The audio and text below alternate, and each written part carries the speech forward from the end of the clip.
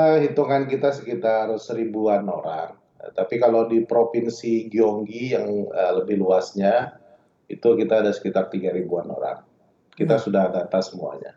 3.000 orang sudah terdata semua. Imbauan kepada para warga negara Indonesia yang berada di dekat perbatasan Korut Korsel seperti apa, Pak?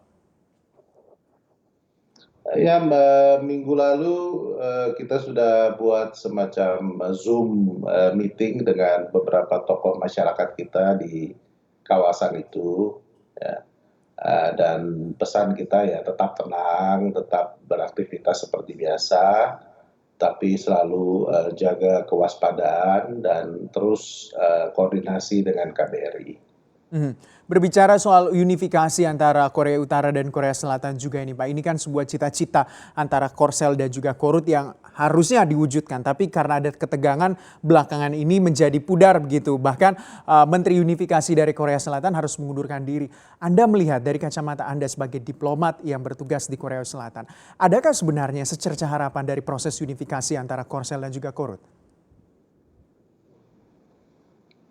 Ya, ini, sejarah satu bangsa yang, cukup panjang dan tentunya kita bisa ikut, apa ya istilahnya ya, empati ya.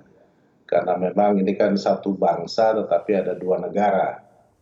Dan kalau kita perhatikan dalam perjalanannya, ya mulai dari kemerdekaan Korea sebagai satu negara pada tahun 45, kemudian terpecah setelah Perang Korea pada tahun 50-an, lalu menjadi 2 negara dengan masing-masing sistem, politik, sistem ekonomi dan ideologi yang berbeda.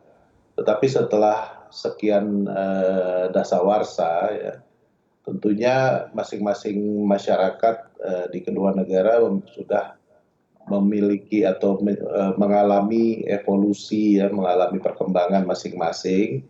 Ya kita harus lihat, kalau saya perhatikan memang cita-cita, reunifikasi masih hidup, masih ada, namun variasinya semakin hari semakin banyak, gitu. Jadi misalnya kalau, anak-anak muda di Korea Selatan kalau kita tanya, ya mungkin lebih baik, tetap 2 negara tetapi, perbatasannya terbuka misalnya sehingga, bisa ada aktivitas bisnis, lintas batas yang lebih lancar dan Mhm, lebih aman, lebih stabil. Jadi varian dari ide reunifikasi itu terus berkembang di mhm, Korea Selatan. mhm. Di Korea Utara kan kita tahu, lebih apa namanya, lebih terkontrol ya, lebih, ketat, penguasaan oleh pemerintahnya. Jadi Mhm. mungkin perkembangan, diskursus mengenai reunifikasi, Oke. lebih tergantung kepada pemerintahnya.